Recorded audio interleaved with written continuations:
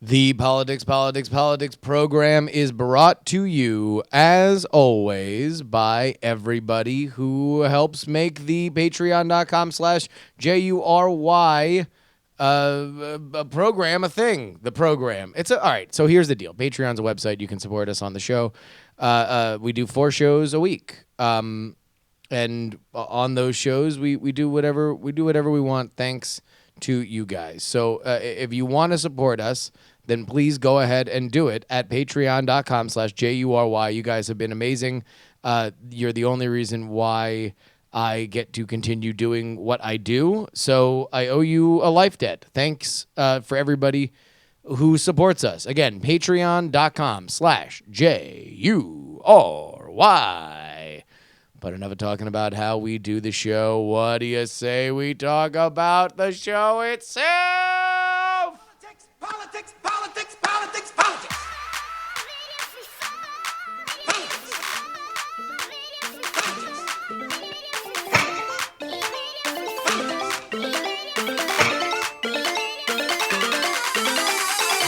Yes.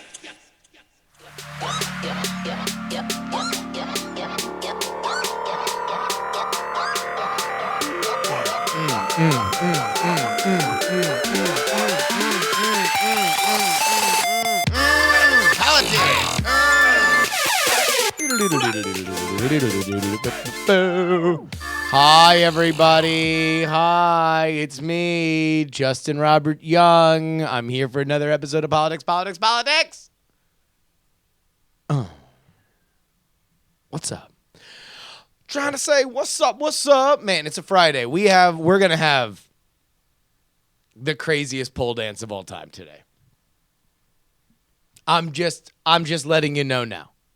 I'm just letting you know. Long-time listeners to this show who have heard me do the pole dance for about a year and change now have never heard a pole dance like the one we are going to do today. It's I don't even want to spoil it.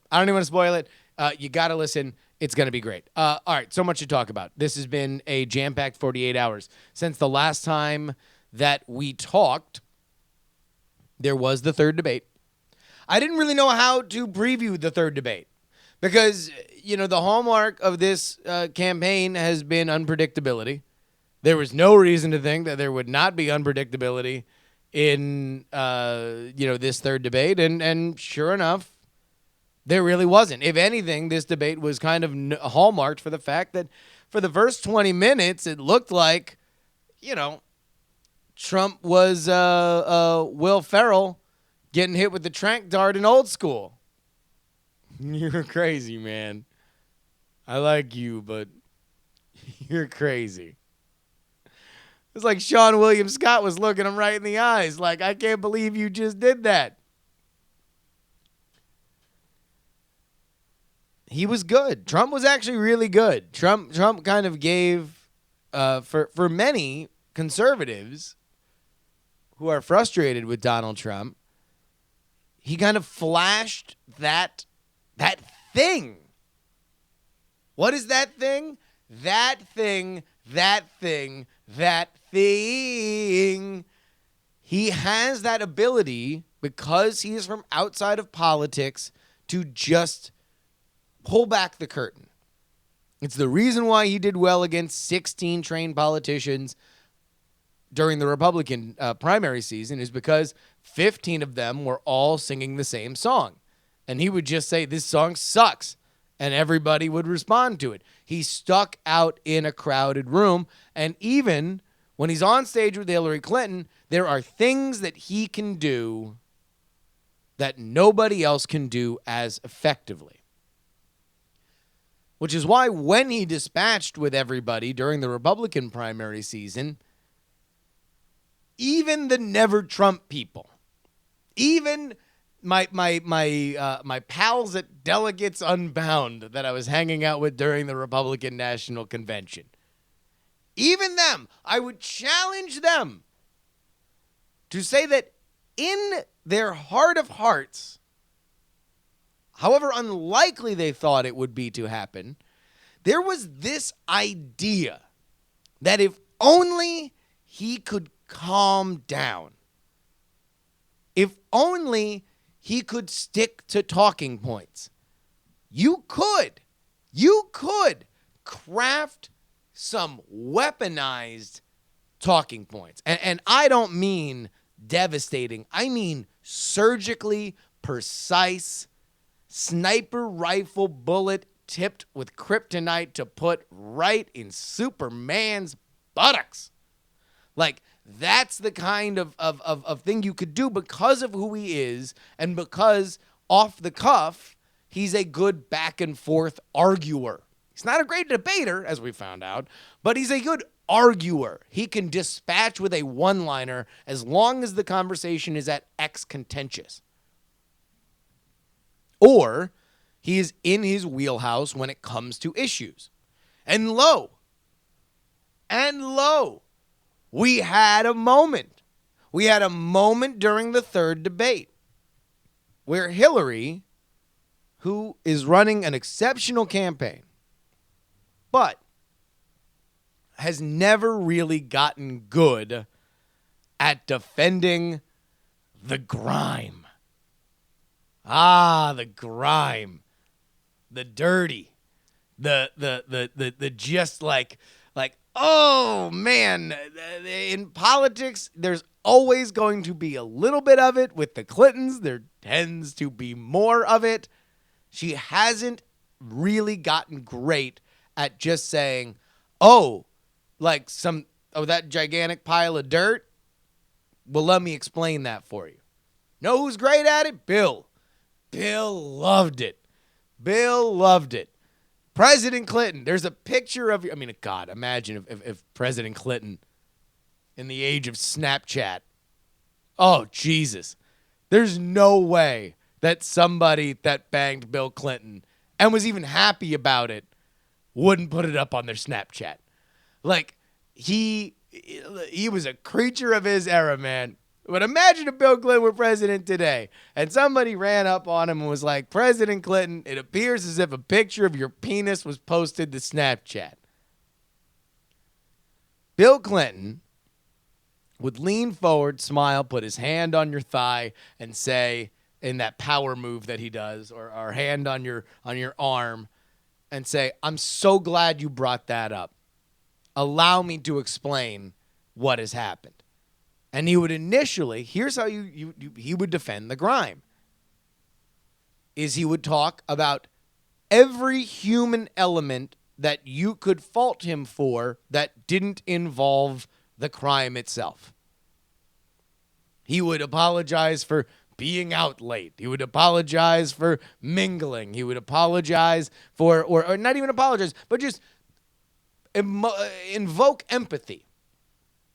This was kind of his brilliance. People refer to Bill Clinton as one of the most unique, thoroughbred political animals in the modern era or any era. And this is why. And then he would spin the yarn. Then he would say, well, really, it wasn't exactly my penis. It was a trick of the light. I'm not really great with cell phones, but, there was something else. This is going to be actually a recurring theme here on this show. Because we had another situation that happened last night where both candidates went to the Alfred Smith dinner and didn't so much Hillary more than Trump a little bit, didn't get the sense that you have to build up F me before you get to F you. And this comes in when you are defending things that you don't want to defend. What people want is blood. What people want is a pound of flesh. So maybe you don't give them a pound. You don't give them what they want. But you can give them, a couple ounces of flesh. Just some random flesh, just lying around. Just pick. There you go. Here's some flesh. Hillary's not great at that. And so they bring up WikiLeaks. Chris Wallace. By the way, Chris Wallace. Notorious gangster Chris Wallace. He did a great job He was making sure that there was no half-stepping with either of them. And I don't know whether it's just his reputation. I don't know whether or not it's like Fox News. Like, he's the guy that Hillary likes on Fox News, and obviously Donald Trump has appeared more on Fox News. However, that own little civil war is playing out there, but he's appeared more on Hannity than he has on any other show. So I don't know where in the calculus that lands. He did an amazing job. Big, I'll tell you what. Big cheers to Chris Wallace. I'm very, very, very, very happy that he was able to relax by scheming on the way to the telly to fill his belly a T-bone steak, cheese egg, and Welch's grape. But Chris Wallace brings up WikiLeaks. And Hillary gives another. I'm going to answer an email a little bit later today about how I responded to her Lincoln answer. But she is talking about WikiLeaks and specifically the idea of her open a common hemispheric market, open borders, open markets. She immediately pivots to the power grid to describe what she was actually talking about, and then pivots to the now standard Democratic position, as it has been since the DNC, by the way, since the convention, which is nobody talk about what you are reading, only talk about the fact that this is likely Russia hacking us. Now, this is something I find frustrating on two levels. Here's the first one. Politically, I find it frustrating because I think you can pivot on that better. I think that much like Bill Clinton would do, the way you say it is that, hey, listen, number one, I'm very excited that I have a audience that is this large that I can talk about this so people can hear my voice on it instead of everything else that's circulating around about these emails. First and foremost, I think we can all understand that when you begin to read the words that you thought you had written privately, public, that it's something that is frustrating and embarrassing. There you go. Empathy. So now what you are doing is stating a gigantic generalization, right? Like, nobody would want their private emails public. So you are drawing empathy out of the audience without admitting anything. Because then you follow it up immediately with, I don't know if anyone's noticed, but we're running a presidential campaign. So me and my staff have not had the opportunity to review every word of what has been released by WikiLeaks. Okay. You do that so you can set up. We cannot confirm that everything that is being released is accurate. So now you're not saying that this is accurate or this is not. You're saying that you can't confirm because there are other priorities right now that are dominating your staff's time and attention instead of validating these emails that were written. Then you have to make a choice. You can either say, I don't remember exactly what I was saying there, or you can say, but as it happens, which is, I think, basically where she got, as it happens, this is accurate. However, in this highly politically charged atmosphere, I believe it's gotten misconstrued. And then you gotta ease it in, baby. You gotta ease this gigantic rationalization of things in. You know, come on. You don't just jam it all in at once. I was talking about the power grid. Anyway, Putin. Like, you can't do that. You got to say, we have seen over the past 100 years, there's a tremendous a benefit that can be gained by economically open countries and the trade therein. Now, we got to be smart about it, but in that particular instance, what I was referring to very specifically was a power grid.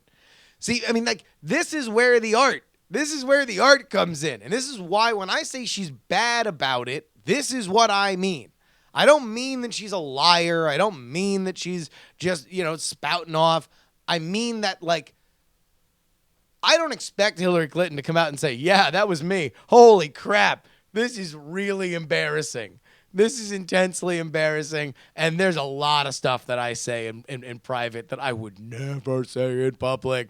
I'm literally lying to all of you until November 9th, at which point I will turn my head northward and cackle because I have pulled the wool over all of your eyes. And then, for her to throw down a smoke bomb and disappear. Like, that's not what I expect her to say. I just expect her to be a little bit better about it. Now, she couldn't get to the Putin stuff fast enough. And in that, like, power grid, it was about the power grid. Anyway, let's get back to what's important. Putin is hacking America. And he hacked us, and man, he could hack you. I do think she kind of left a little something on the table, because if she really wanted to wreak havoc with the Republican Party, she could have brought up that, friend of, well, not friend, a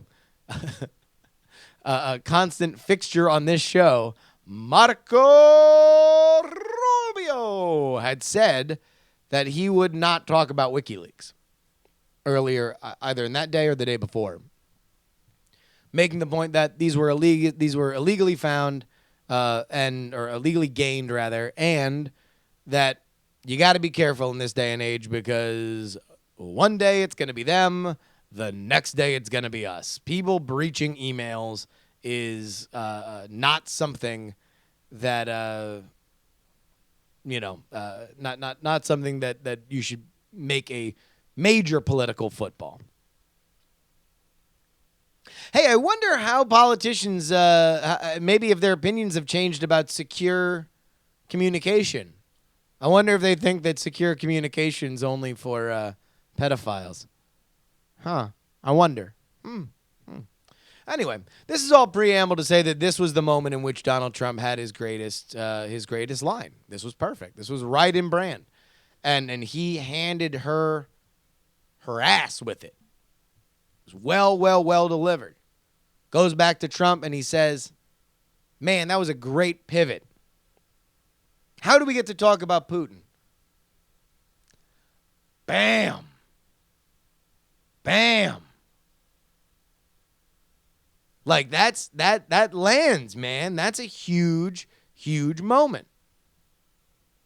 And again, this is where all those never Trump conservatives, you look at that moment and you're like, well, I'll bet you Jeb would never do that to her. I'll bet you Rubio would never do that to her. Bet you Kasich, even Cruz would never do that to her because they wouldn't be confident enough to hang their ass in the breeze the next time that they pivoted. Trump has very little of that guile, and so he is willing to score that point right there, which is huge in a soundbite culture. 10 out of 10. That was the Ty Dillinger of comments. 10, 10, 10. But of course, as is the movement and evolution of Donald Trump presidential candidate, he scores a point. How did we get on Putin? And he could turn it around right there. Turn that right around. Get back to WikiLeaks. Press her on every little hole that I had just brought up that she should have been smarter about covering.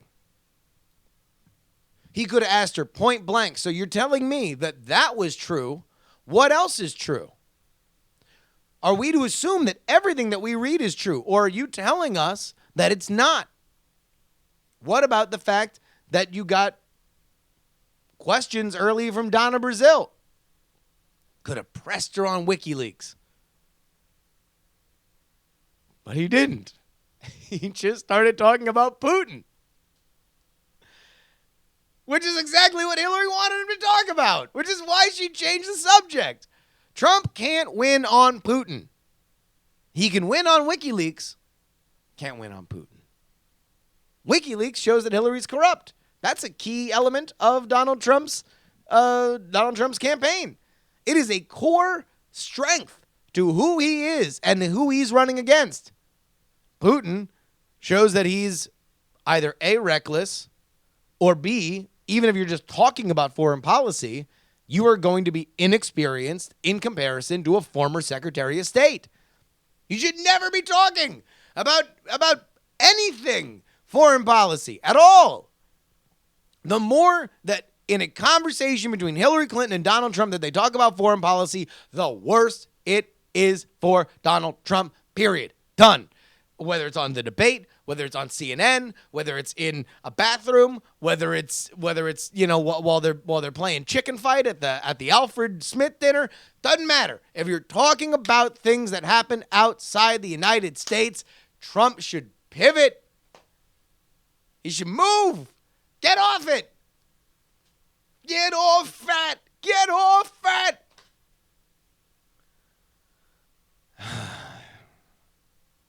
And then, of course, there's the grand. You know, there's a phrase in I was just gonna say, for whatever reason, I wanted to say there is a phrase in my native language, English, as if I'm not talking to English speakers. There's a phrase that somebody lays an egg, right? I don't really know where that comes from or why it's necessarily this like awful thing. I've always thought that maybe it's like the preschooler version of they poop themselves, right? If you can just say that somebody laid an egg, that it's like it involves squatting and something coming out, but you're not talking about excrement. But I've always liked that phrase because it's so evocative. It paints a picture with words. What Donald Trump did when he refused to say on the debate stage that he would accept the results of the election is not just lay an egg. Donald Trump laid a Fabergé egg. Donald Trump laid the best egg, believe me. People are talking, many people are talking about the glittery, bejeweled egg that came out of my vent. It was terrible. Now listen, reasonable minds can disagree about whether or not there is a benefit for attracting independent voters who are sick of the system. And to that point, I actually don't disagree with that point. I think that is a pivot point, and that is something that he can really move independent voters on, which is why I was blown away that he didn't push the hashtag drain the swamp thing that he had road tested for the past 3 days. That's perfect. We're going to clear the bums out of Washington. We're going to put term limits on these people. I'm the only one who can do this because I'm not of it. That's great. I'm blown away you didn't mention it. But here's the issue with specifically saying that you're not going to accept the results. A, you're not even talking about what you want to talk about. When somebody asks you, are you going to accept the results? You say, you want to know what? That's putting the cart before the horse. Because what I do want to talk about, as I have brought up, is voter fraud. Which There are reports. They have these videotapes out here of people saying that they're going to bus people from precinct to precinct to vote.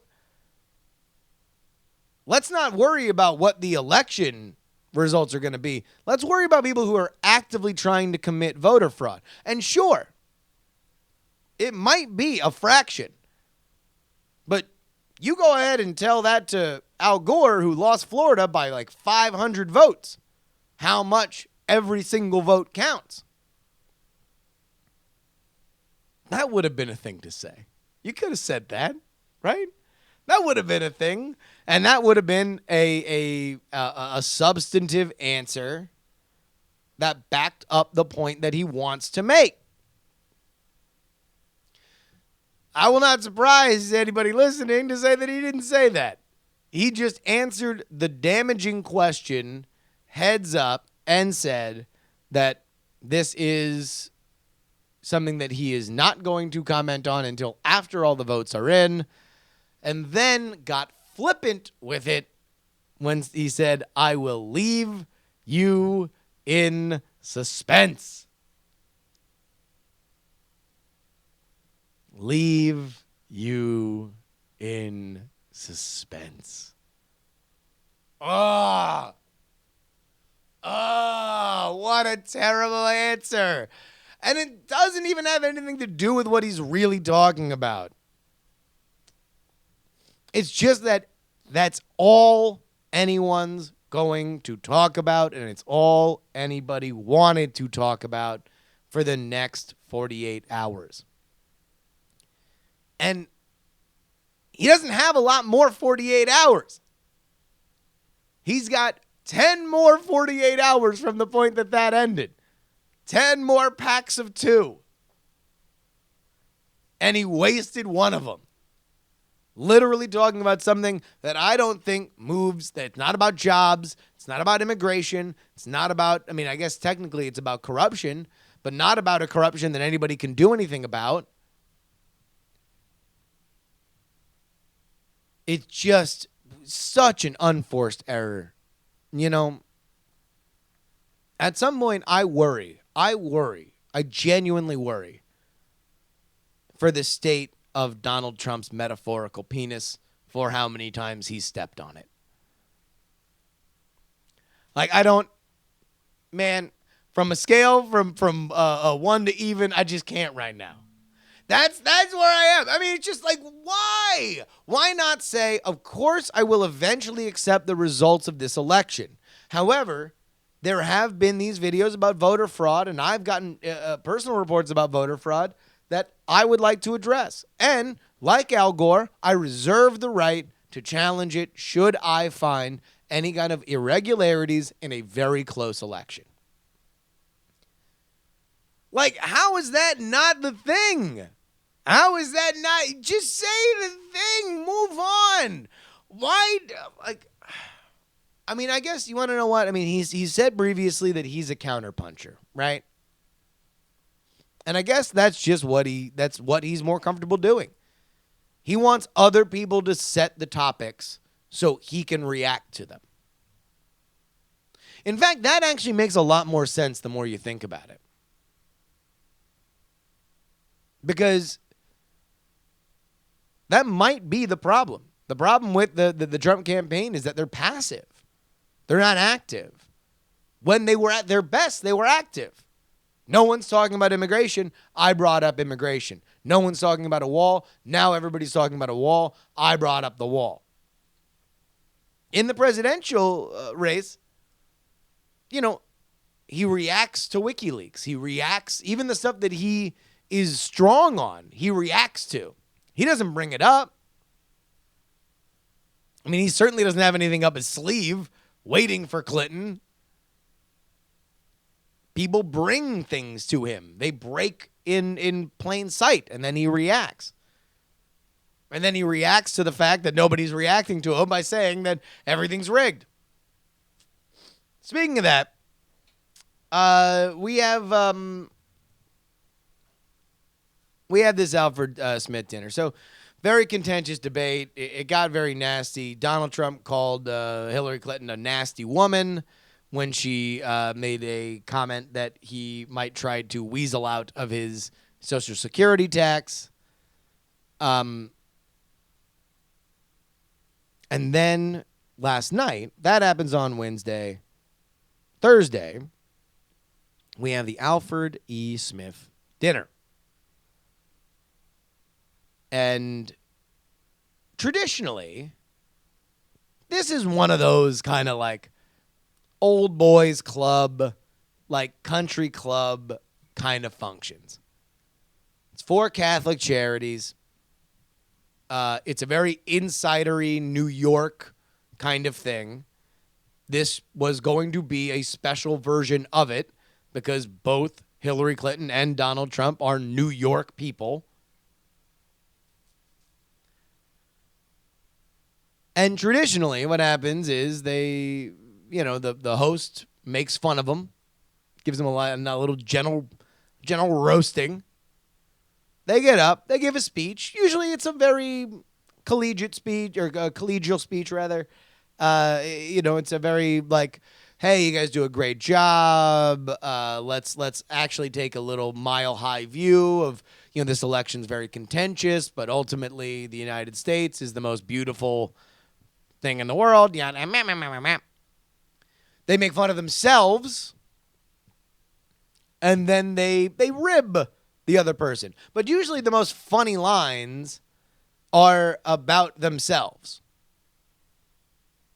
Mitt Romney had probably the line of the dinner last 4 years when, because it's a white tie affair. Everybody gets all dressed up, top and tails kind of stuff, right?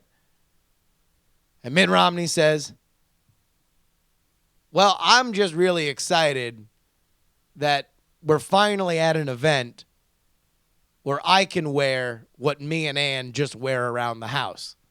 Because he's rich. Rich people wear tuxedos in their house. Great. Barack Obama had a line. I forget if it was the last one or the one before that. Made a comment about how, it was last time because it was about Mitt. Said, Mitt is actually his middle name. Willard Mitt Romney. Man, that must be nice. I'd love to use my middle name. Because his middle name is Hussein. You can't be a president named Hussein. That's crazy pants with silly sauce.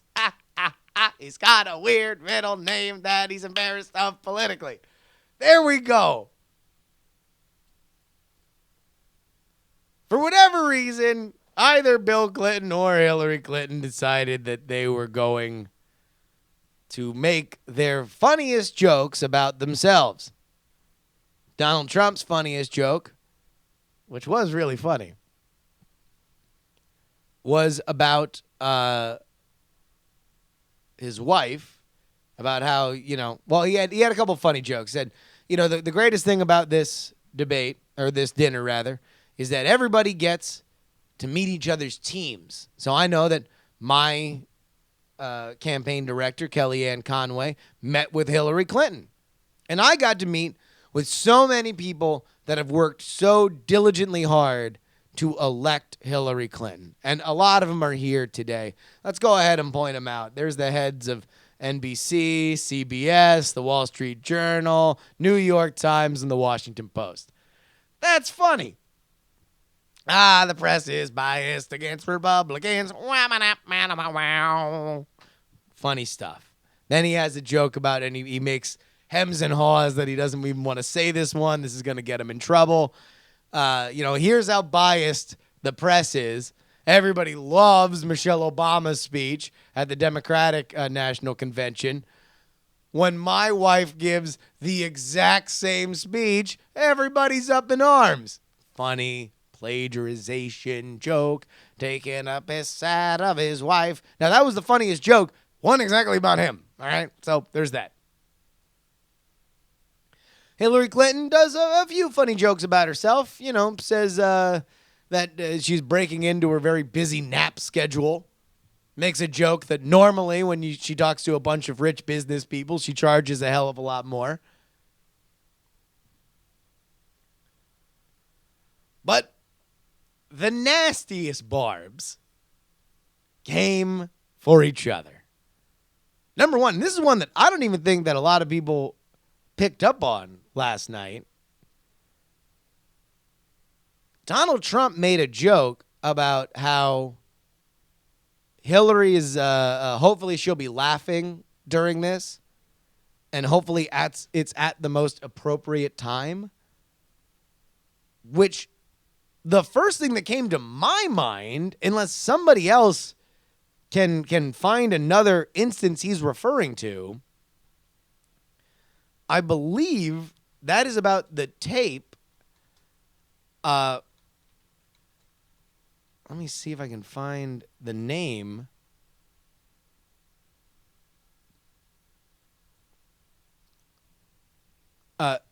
This is about, the 1975 rape case where she was appointed to defend somebody who raped a 12-year-old girl. That girl was at Donald Trump's dais of Clinton accusers before the second debate, and was on tape laughing about it. Like, what in the Sam Hill? Like you that's your lead in? That was early too. That was like in the getting to know you period. And I think it went over everybody's head, but it's like he came in with like, hey, remember when you got a rapist off anyway and you laughed about it? Well, now you can laugh about jokes.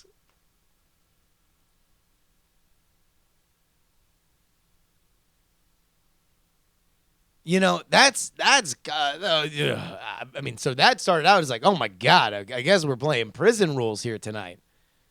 Then he makes a joke where the subject line or the premise is the fact that he's accused her of saying that he's going to put a special prosecutor on her case to see whether or not she deserves to be in jail. He made the quote in the second debate that, yeah, if I were president, you'd be in jail.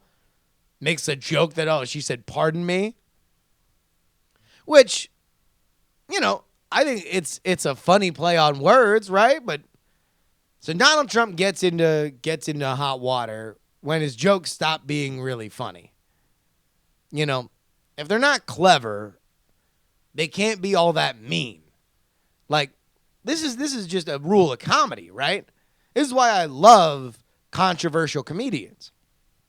Because controversial comedians just have a harder job. If you want to talk about race, gender, sex, stuff like that, you've got to dance across the landmine field.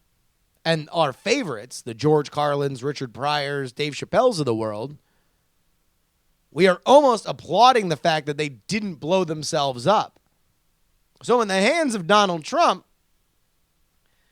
he had a few of these lines about like, oh, well, Hillary was rattling on and on and on, and now I don't think so bad about Rosie O'Donnell. It was just like, all right. I mean, I guess kind of the premise of that joke is that he's thin-skinned and he picks fights with everybody.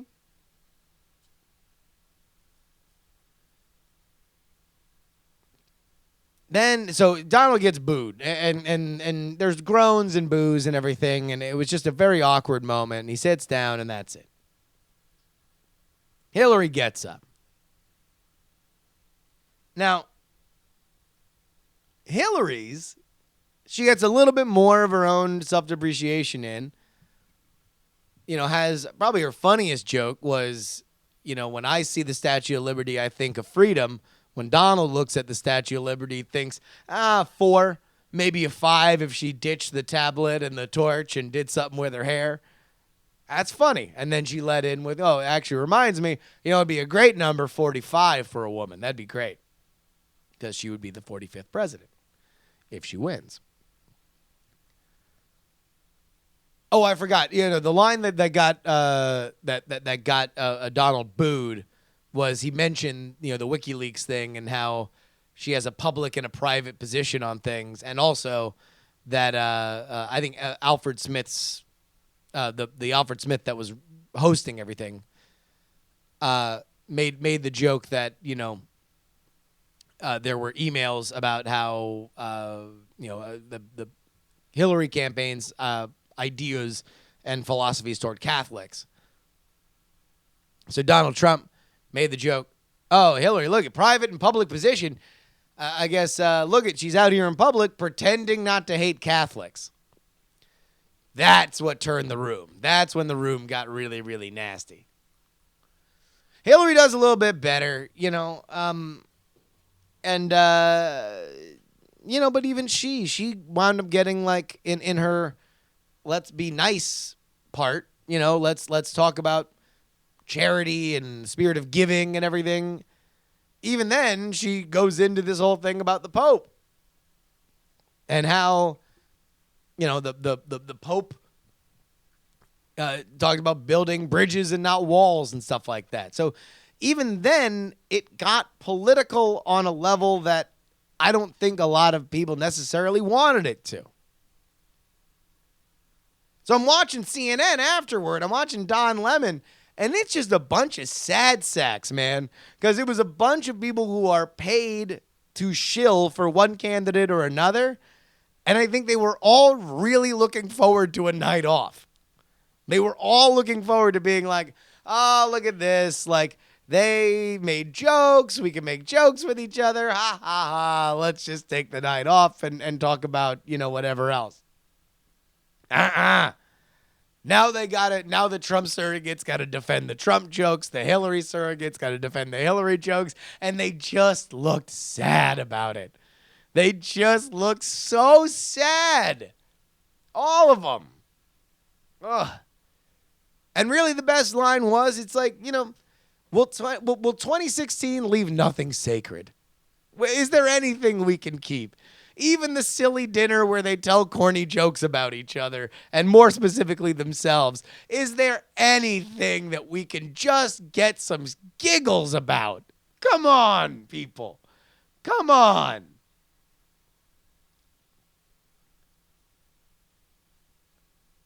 So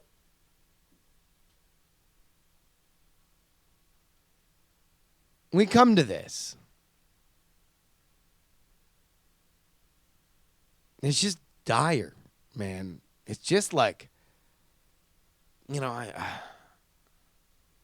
that firebombing at that GOP office in North Carolina. And then there were Democrats, people who were like, hey, you want to know what? It'd be a nice gesture if we kicked in money to rebuild the office. Probably a couple $1,000s, right? And man, my liberal Twitter feed, angry about it. Like, oh, well, let's also run an Indiegogo to rebuild the Reichstag. It's like Gambling Man says we've defeated jury. This election has broke him. No, man, it's just like, what are you going to do, dude? Holy moly. Like, when even the things where we can make jokes about are just these lancing, like, brutal kind of knife to the throat sort of gags. It's just like, well, holy crap.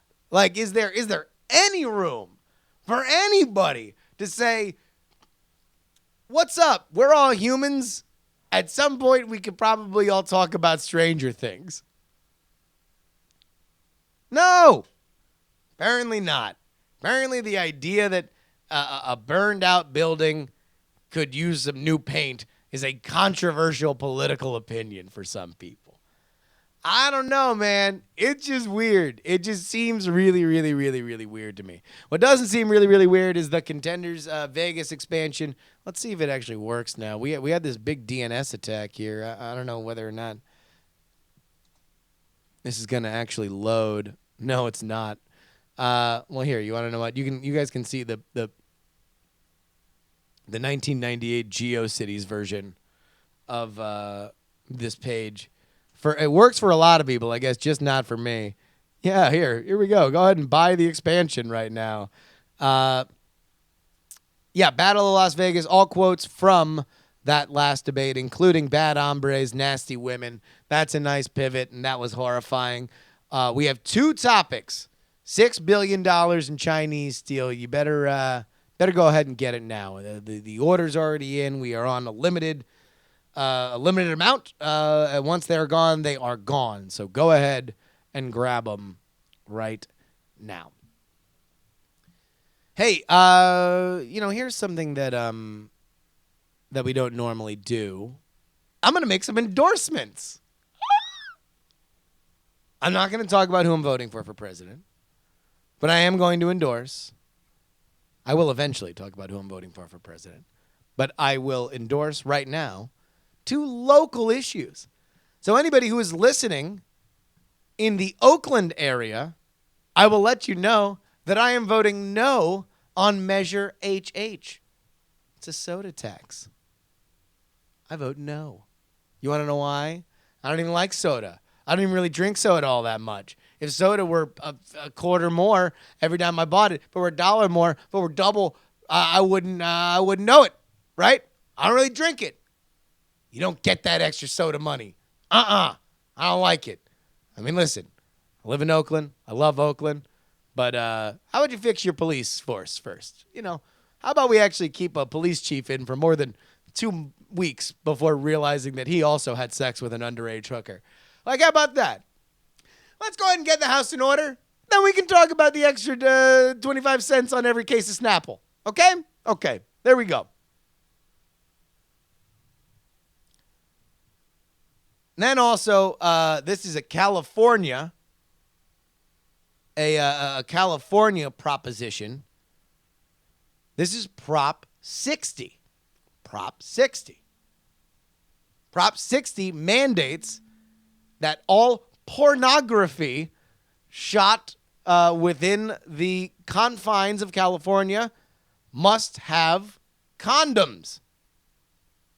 I vote no on this.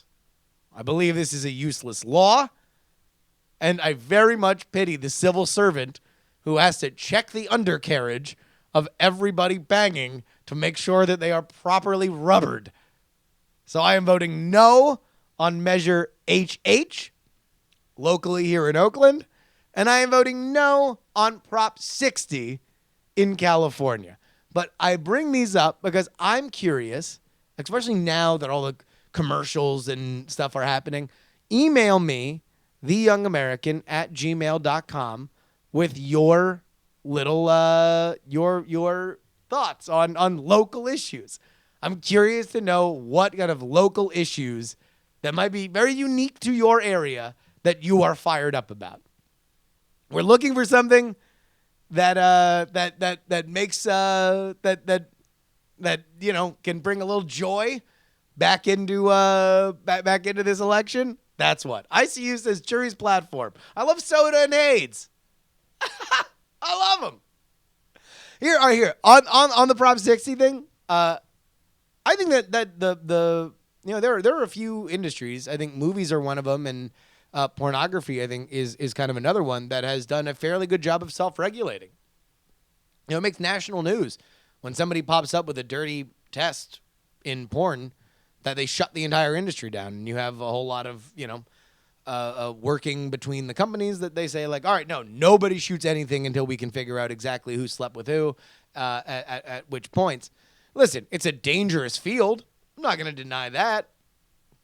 Certainly is. Yeah, you are leaving yourself open for disease, but we let people do risky jobs all the time. Why should that risky job be any different? So, yeah, no on Prop 60. All right. You guys have been very good. You guys have waited very, very patiently. What do you say? Okay. Now, this might seem a little weird because of where we're going to do this. But what do you say we all take a flight? What do you say we all land in a majestic landscape with all the mountains around us? We put down our stake and we say, this is the place Utah is the place to cash out $100 in ones,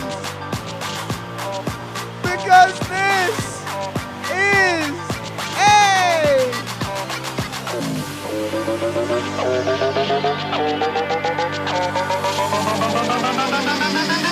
Get on the floor if you got that booty.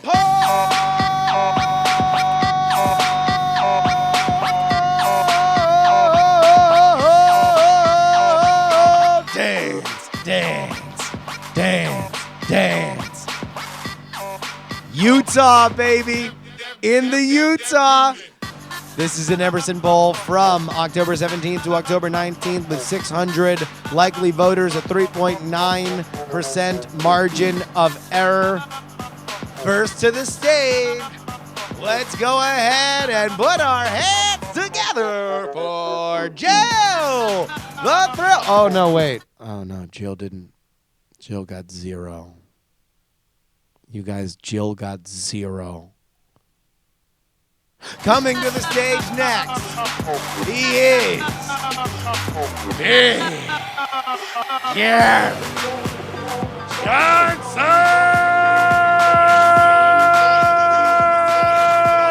5%. Coming up third with 24%, it is what I really want. Hillary Clinton!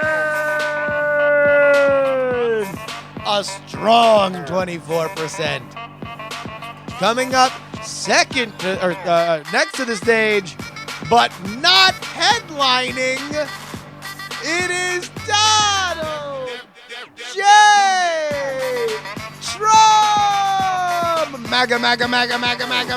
Woo, woo! 27%. Whoa, wait a minute. Whoa.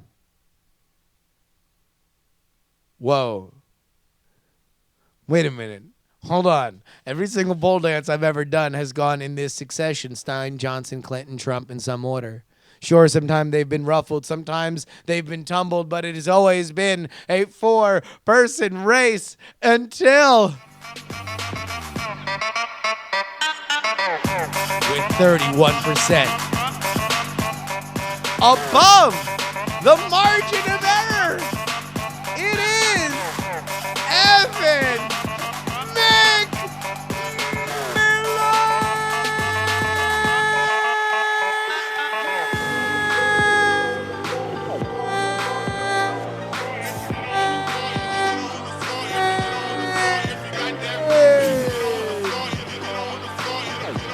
Oh my God. Hashtag from out of nowhere. Evan McMillan, who has just been polling very, very strong as of late, leads his first poll in Utah, therefore opening up the bizarro world possibility that if he won Utah and nobody got enough electoral votes, he could theoretically be selected as the next president of the United States. Hey, listen, Evan McMillan, any candidate with 2 hands has a polling chance, and he is killing the game right now in Utah. We got an email about this coming up. If you want to send an email, it is theyoungamerican@gmail.com. Tracy writes, I need to know if I gave my mom advice based on misinformation. She was a Bernie supporter and doesn't like Trump or Hillary. That said, she's been morally conflicted. She feels like she'll be disgusted with herself if she votes for Hillary, but she'll hate herself if it came down to just one vote. So she didn't. She knows that it's statistically improbable, but this is not a problem of rationale. It's a problem of emotions. My solutions: she needs to vote for Hillary in a way which gives her peace of mind. So I said, write Hillary in. Write-in ballot probably isn't counted until after the Senate has been called for after the state has been called for a candidate, so your vote wouldn't really have helped her get elected. And if it actually came down to just one vote, eventually your ballot would be counted. So jury, since I just came up with this idea on the fly, it satisfies my mom, but I don't know if it would actually work. Do you have any thoughts? As I am aware of the system, and they probably do vary by state to state, you're right. States are called by votes that come in through people that are officially on the ballot because that's easier to count, through Scantron or digital voting machine, yada, yada, yada. But you could say, if you're like, I don't want to vote for Hillary unless it's super close, then the write-in would be a thing. Now, eventually, your vote would count for Hillary. So you would really only have that peace of mind for enough time to realize that your vote wouldn't count. So, I don't know. The lesson is do whatever mental gymnastics you have. Vote for whoever you want. Keith writes. Oh, here we go. Keith is coming from a butt. Here we go. Keith says, isn't there a difference between challenging particular events after the fact as being election issues, i.e. counting votes in Florida, versus advanced questioning of the entire system? Isn't there a difference between a candidate launching claims about voter fraud versus a Mother Jones magazine article?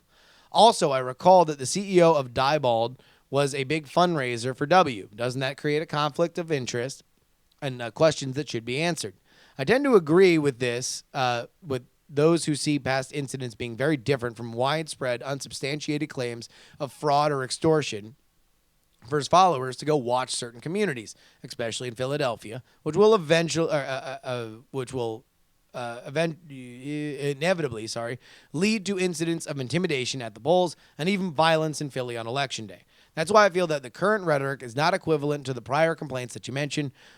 When uttered by many in the Republican Party, voter fraud often feels like a code for voting Democrat. Now, Keith, my point was that in talking about rigged elections, we can parse it and slice it however you want. But my point was that both parties discuss the idea that election was not held in fairness. Yes, I'm not saying that they're all the same. I'm not saying that everyone's done it. I do believe that this is politically a loser issue for Trump to be bringing up. And I do think that it is different than saying, what Al Gore did. I don't think that they're the same thing. I'm just saying that Elizabeth Warren's op-ed in the Washington Post specifically bothered me because the Republicans didn't invent the idea that there's a conspiracy theory, that this election is going to be rigged. There are plenty of ways to skin that cat. And again, I'm not here to tell you who's right and wrong. I'm just here to comment on everything that's happening from my perspective. A fairly detached perspective that looks at the strategy of politics and not necessarily who is morally in the right. If you want that, you can watch John Oliver. He'll be very happy to explain to you who's right and who's wrong using a complicated metaphor punctuated by a Photoshop. David writes, no woof woof or toot toot here. Just more of a tell me I didn't just hear that. I thought the debate was even, if not a Trump lean for the results. It also could be because I'm grading on a curve. Well, if it wasn't for one line and the such a nasty woman comment. Please someone tell me any other candidate who ever said that they'll keep us in suspense if they would accept the outcome of the vote. It was bad enough in 2000 after the Supreme Court decided to stop the recount after Dems were whining about an illegitimate election. This was deplorable, but to complain before aren't most swing states run by Republican secretaries of state, will we see Trump supporters after the vote asking for an overturned result? We don't deserve better, but we need better. I mean, this is why I think it's a loser issue, because ultimately, when you keep pulling that thread, the sweater unravels. Like, are you saying that Republican secretaries of state aren't going to work toward voter fraud? Like, I don't know. Doesn't make any sense to me. Kyle writes, as someone who has lived in Utah for more than half of my 20 years of existence, today's news that Evan McMillan is polling at more than 30% doesn't shock me a lot. Many of my family members are hardcore Mormons and hardcore love Trump. Growing up with my Republican mom, I was surrounded by people who legitimately thought if they ever voted a Democrat that you'd be going to hell. Seriously.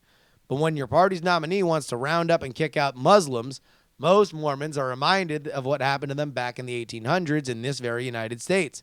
When the nominee likes to have sex and assault people, Mormons remember, oh wait, we don't have sex before marriage or have affairs because that's a no-no as well. Utahns reject Trump by a lot in the caucuses. So when a BYU grad and a former CIA agent comes in, you perk up. Oh, I'm listening. Evan, come and sway me. Oh, you're Mormon as well. Say no more. If Evan wins Utah and Trump and Hillary don't get to 270, I think Congress could, just possibly, maybe, elect our first independent president. And I'm a Hill dog. Arr, arr, arr.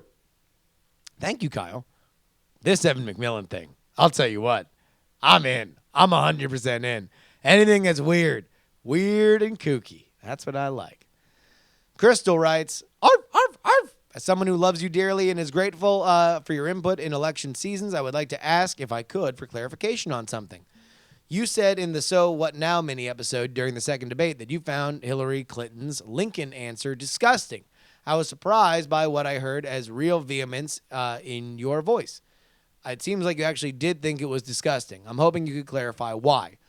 Crystal then goes on to give me all the transcripts of everything that was said and makes her point very eloquently. I don't remember saying disgusting, and if, I'm sure I did, right? I'm not saying I didn't, but I mean disgusting more in I think it was a poor political answer for her. And this, again, is, I think, the problem with not only Hillary, because Bill did it too, he just did it more artfully, is, for me, the definition of is kind of answers just wear thin. And I think they wear thin in an internet world where we reward people saying more even if we disagree with more. So, yes, in that transcript, she mentioned the Lincoln thing, right? And she, it's not like she was lying. I'm not saying she was lying. I'm just saying that, that doesn't get to the heart of why people are upset. That doesn't salve even liberal folks who find her to be less than trustworthy. So it's like driving your answer right there and just saying, oh, I was talking about Lincoln. It's just like, okay, all right. Again, it's not disgusting. I mean, it's not like, oh, that's gross and you're an awful person for saying it. It's just like, it's like an answer. And so I took to gross. I took gross to disgusting. Whatever. Just write it off as the difference between the dollar and the pound. It was 20 pence more of a ridiculous metaphor. Tyler writes, hey, Justin, I'm relatively new to your show, but I find it to be the most informative and entertaining. I have a question. What do you think would happen if Hillary just said, I really want to win, but more importantly, I want Donald Trump to lose. If you don't like me, that's fine. I'm cool with that. And if you don't like Trump, that's fine as well. That's why I fully endorse Gary Johnson as a serious competitor / alternative. After all, this is just about keeping America safe and therefore out of the hands of a megalomaniacal madman with a superiority complex. Thanks for the great show. You, sir, are making America great again. MAGA, MAGA, MAGA, MAGA. So Tyler, I think the reason why she didn't do that is because initially when Gary Johnson was doing very well in the polls, he was also pulling a lot from her. And that's why you didn't see traditionally a libertarian pulls more from a Republican. In this election, it wasn't that wasn't so. You saw a lot of disaffected Bernie voters initially identifying with both Jill Stein and Gary Johnson. But if we were in another scenario where it seemed more traditional, I think in a different world, you might have seen Hillary unofficially kind of saying, I'd love to see Gary Johnson up on the stage. So there's that.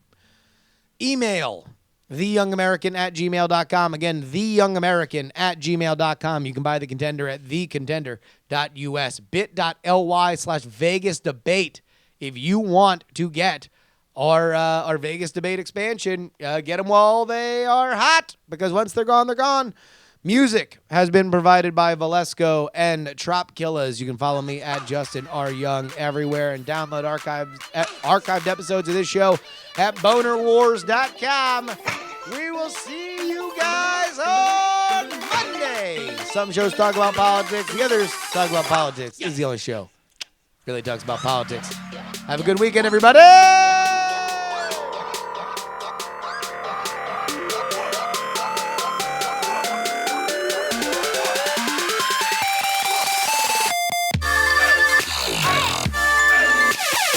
Diamond Club hopes you have enjoyed this program.